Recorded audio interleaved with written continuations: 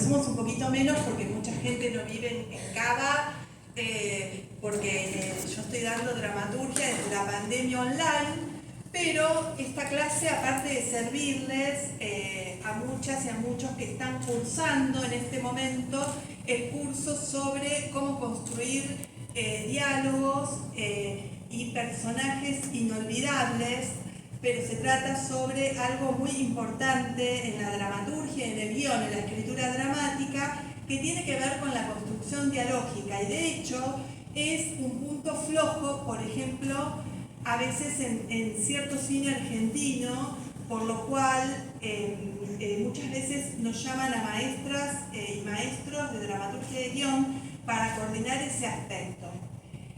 Para esto vamos a empezar, como se empieza también en filosofía, con los problemas que nos enfrentamos frente a escribir diálogo y personaje. ¿Por qué es diálogo y personaje? Porque quienes dialogan son los personajes. Pero antes de hablar de diálogo, que es lo que comúnmente solemos decir en una obra de teatro, hay diálogos y hay descripción, ¿no? La gente que no maneja el lenguaje específico de la dramaturgia no dice didascalia y discurso dramático, pero en realidad hay algo más amplio que es el discurso dramático. El discurso dramático se compone de diálogos, de alocuciones y de monólogos dentro de la estructura de la dramaturgia, porque como decía mi maestro de guión, Jorge Goldenberg, no se la pasan los personajes preguntando y respondiendo solamente, sino que por momentos dicen opiniones, que son alocuciones, expresan visiones sobre el espacio, sobre otros personajes, y también hablan de su historicidad a través de monólogos. Se considera que dentro de una obra de teatro o de guión, en el guión no se llama monólogo, sino se llama raconto, hay estructura de monólogo cuando se extiende 3 renglones o más, porque sabemos que en escritura dramática, en dramaturgia y en guión, el espacio se convierte en tiempo. Entonces, una carilla en teatro son 2 minutos de teatro y una carilla en cine es 1 minuto de cine. Aproximadamente, eso no es tan a rajatabla, pero en términos generales. Volviendo al tema del discurso dramático, sabemos que la dramaturgia y el guión se compone de una estructura fragmentaria que está formada por el discurso dramático y por la didascalia, que viene del griego, que es descripción de imágenes y de acciones, que sus sinónimos son indicación, señalamiento, descripción, acotación, que no se usa más, que es de un viejo paradigma, se usó hasta principios del siglo XX y tiene una razón de ser, que después voy a hacer un comentario acerca de por qué no se usa más la palabra acotación, que remite necesariamente a otro paradigma, en donde se incluyen también algunos vicios que intentamos en la dramaturgia contemporánea que no aparezcan, porque la dramaturgia y el guión, que es del siglo XX necesariamente, se especificó. Ahora bien, en el discurso dramático tenemos que los personajes tienen otro lenguaje. En general se dice, en términos corrientes, y eso genera muchos problemas a la hora de aprender dramaturgia, que hay un relato teatral o un relato cinematográfico. Esto no es que sea un pecado, que esté mal, porque no hay nada que esté mal en sí mismo o que esté bien. Pero ¿qué pasa? Nosotros y nosotras, cuando hablo nosotras y nosotros, somos las autoras de teatro y los autores de teatro, no narramos. Describimos un mundo en la didascalia y transcribimos lo que dicen los personajes. O sea, que no narramos desde una omnisciencia, que conoce todo, sino que transcribimos y describimos. La didascalia es donde describimos el espacio imaginario, que es donde están los personajes, sus acciones y la materialidad del espacio. Si hay o si no hay, no describimos nada. Si no vemos que hay un espacio determinado más realista, no lo describimos. Y en el discurso dramático, ahí sí los personajes pueden calificar, puede aparecer la doxa, que es la opinión acerca del mundo descripto. Esta opinión acerca del mundo descripto, precisamente, es donde se puede ir al pasado, ¿no? Pasar de los tiempos verbales, del pasado, presente, futuro, cuando en realidad el teatro y el cine suceden en presente, en la didascalia siempre es presente.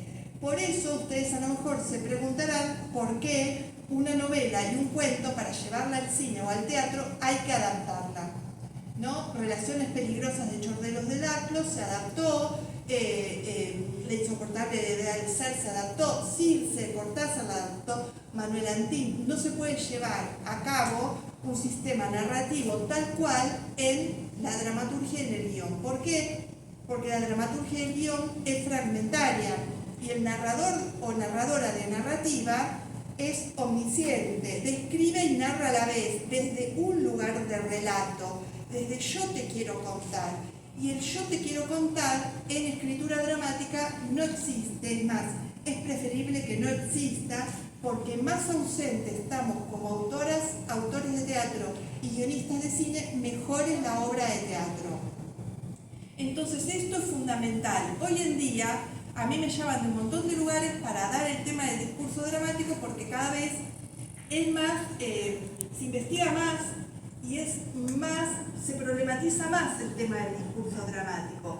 ¿Por qué? Porque aprendemos en dramaturgia imágenes, por ejemplo. Aprendemos imágenes porque el discurso dramático también tiene que tener materialidad, tiene que tener descripción. Si vamos otra vez, vuelvo a decir que tiene didascalias, que se describe en tiempo presente un mundo material y tiene discurso dramático, en donde en el discurso dramático los personajes opinan, pueden ir desde un mundo sustantivo al pasado y pueden hablar acerca de un personaje que esté presente o no, ¿qué pasa? En el discurso dramático hay diálogos que contienen réplicas, que son preguntas con sus respuestas. Toda réplica es el combo, la pregunta con la respuesta. Hay réplicas directas, indirectas, desatendidas y hay diálogos monologados, ¿no?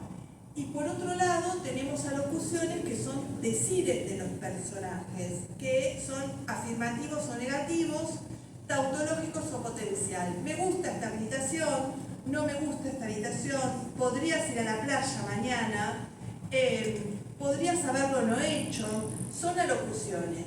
Y después están los monólogos, que eso es un problema, porque muchas veces la autora y el autor toma la decisión que el personaje se extienda y se explaye, pero no se agarra de ningún mundo material, o sea, no habla de ningún mundo sustantivo. Si yo digo, ayer fuiste a la plaza, sí fui, ¿viste cómo pintaron los toboganes? Los toboganes estaban hermosos. Los toboganes, cuando yo era chica, me subía al tobogán una y otra vez. Para monologar y extenderse en el decir, hay que agarrarse de un mundo material. ¿Alguna vez, tal vez, se preguntaron por qué alguna gente, o ustedes sienten por etapas, que las personas no los escuchan en la vida cotidiana? Que ustedes empiezan a hablar y que la gente empieza a mirar el reloj, mira para otro lado. Más allá que esas personas puedan ser poco empáticas o desconsideradas, muchas veces también tiene que ver con la forma de habla. Ya sabemos, Artaud escribió en El teatro y su doble, el teatro y el cine se parece a la vida, pero no es la vida, pero hay cuestiones de la ficción, ¿no? Que la construcción de un objeto artístico con finalidad de ser comunicable, que sí son cuestiones similares. ¿Qué pasa? ¿Por qué muchas veces no nos escuchan?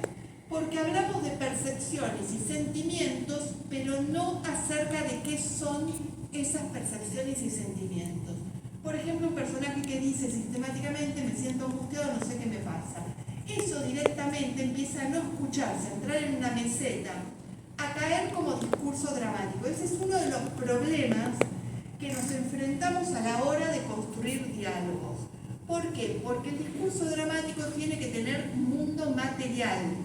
Si yo digo, ayer crucé la avenida 9 de Julio y vi como un pie grande pisaba una mano chiquita y me puse triste, ese me puse triste está justificado por la situación que yo describí.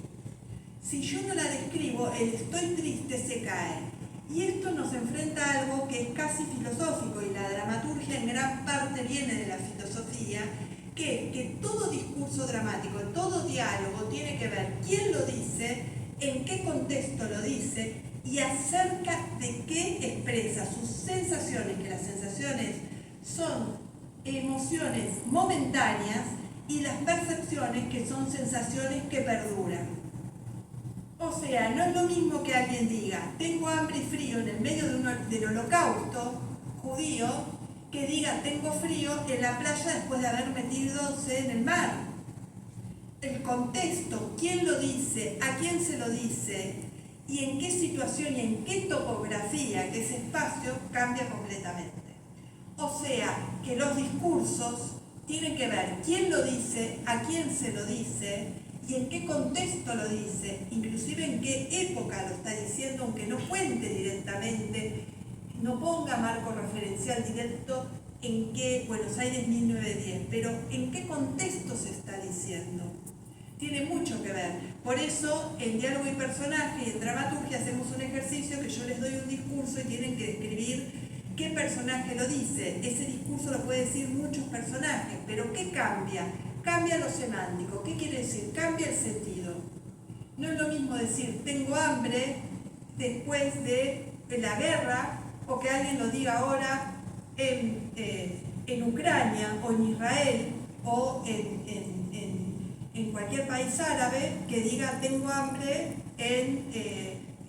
no sé, en un living, en el interior de un living con sillones blancos y mesas doradas. No es lo mismo decir tengo hambre, porque inclusive ese hambre tiene otro sentido, ¿sí? Y manifiesta otra necesidad. O sea que los discursos no existen por sí mismos en el aire, sino que tiene que ver quién lo dice y a quién se lo dice y en qué contexto. Y acá entramos en el tema de los personajes. Un personaje es una criatura hecha de deseos y contradicciones. Quiere algo o alguien y algo o alguien se opone. Y todo personaje tiene fisura y tiene límite, y es limitado por otro personaje. Inclusive en un monólogo unipersonal en donde está solo, ese discurso, para que sea un monólogo, se lo tiene que dirigir a un interlocutor que le pone límites, porque como escribe Nietzsche en El origen de la tragedia, todo arte tiene su límite. Entonces, ¿qué pasa? El personaje es limitado por otro personaje y lo limita a quién se lo está diciendo. Piensen en la vida. Hay un libro de un teórico inglés llamado Bentley que se llama La vida del drama. Ustedes les pasa un suceso excepcional, raro, pónganle que doloroso, o singular, que marca un antes y un después en su vida. Se lo cuentan a varias amigas, amigos y familiares. ¿Se lo cuentan a todo el mundo igual? No. ¿Le cuentan todo lo mismo? No. Inclusive algunos no se lo cuentan.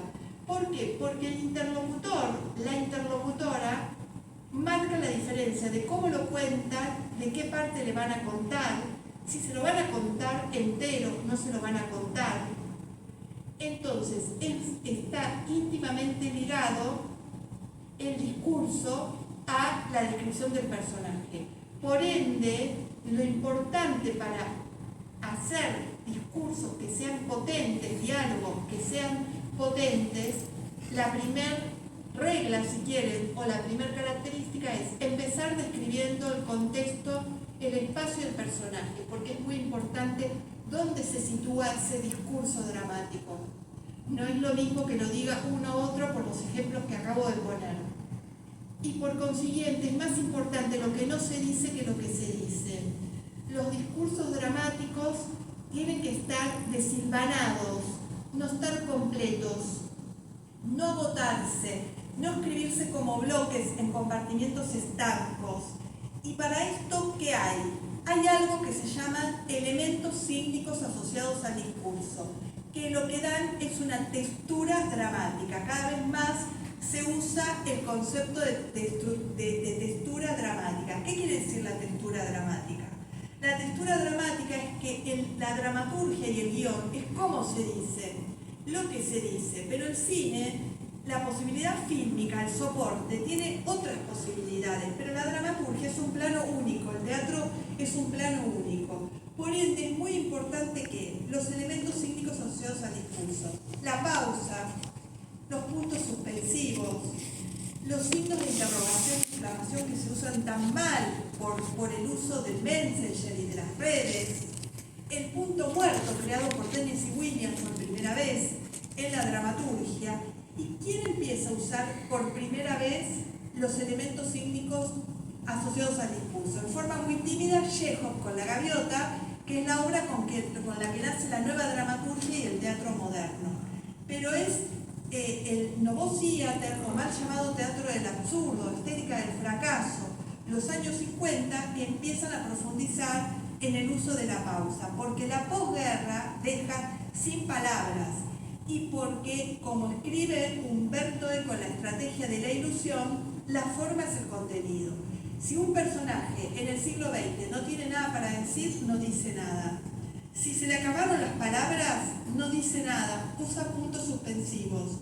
En el siglo XIX un personaje estaba 2 páginas diciendo, contando que no tenía nada para decir. Pero sabemos hoy que la forma es el contenido. Si un personaje no quiere contestar algo, no responde directamente. No dice, no te quiero responder.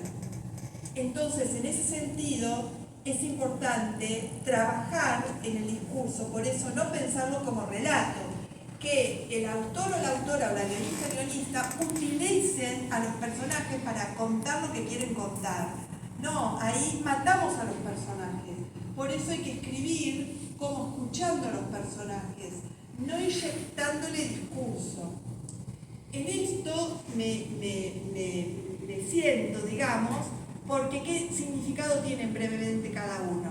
La pausa, que la usaba también mucho Bertolt Brecht, por ejemplo, en las obras de terror y miseria del Tercer Reich, que tan vigentes están en el día de hoy, significa toma de decisión. Hay pausa interdiscurso del mismo personaje o pausa entre 2 discursos. Los puntos suspensivos, que se usan muy mal, todavía hay gente que pone en dramaturgia, interrumpe, no se pone más, eso es un viejo paradigma. Si el personaje interrumpe al otro, la palabra queda donde la dejó el que está hablando. Eso se llama punto muerto. Lo empieza a usar por primera vez Tennessee Williams en las obras del País del Dragón 1 y 2, posteriores a Un tranvía llamado Deseo y al Zoo de Cristal. Y hoy se usa mucho, o sea, la forma es el contenido, escribo como escucho. Si yo A está hablando y B la interrumpe, A queda con la palabra donde queda, a lo mejor en la mitad de la oración. No le pongo punto porque no es un cuento, no es un texto narrativo.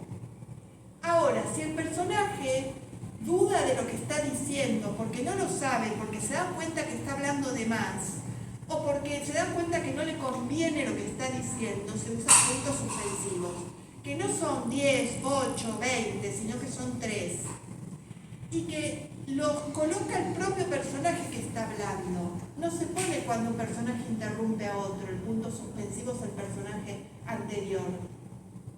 Porque el punto suspensivo quiere decir la propia duda del propio personaje. Y esto es fundamental para saberlo porque esto da una textura dramática. Es importante saber que cuando se usa pausa y se usa puntos suspensivos, punto muerto, hay que usarlo 3 o más veces porque hay que establecer un sistema. Y todo sistema de reiteración, que es en la palabra, o de repetición, que es en la acción, se instala 3 o más veces. Si no, no establezco sistema. Es como los síntomas de una enfermedad. Es cuando se dan 3 o más veces, si no, no se hace sistema. Entonces, lo importante es saber que no es solo lo que dicen los personajes en el contenido, es cómo lo dicen. Y eso lo afecta los elementos sísmicos asociados al discurso, que juntos con los tipos de habla del personaje dan algo fundamental en el diálogo y en el discurso, que es el ritmo. Cada obra tiene una música interna y cada obra tiene un ritmo. Y las obras de teatro y los guiones se parecen más a la partitura musical que a la narrativa literaria. Y es muy importante el ritmo, muy importante sostener el ritmo. ¿Cómo se escucha? Por eso la dramaturgia y el guión hay que leerlos en voz alta. Y la mejor forma de corrección es escucharse y leerse. Por eso, ahora que tengo muchas más cosas para decir, pero voy a pasar a que lean mis alumnas y mis alumnos. Es importante estos encuentros para escucharse y escuchar cómo está dicho, no lo que está dicho, porque una obra de teatro y un guión es mucho más que un argumento. Es lo que sucede mientras suceden las cosas. Muchas gracias. Ustedes. Profesora,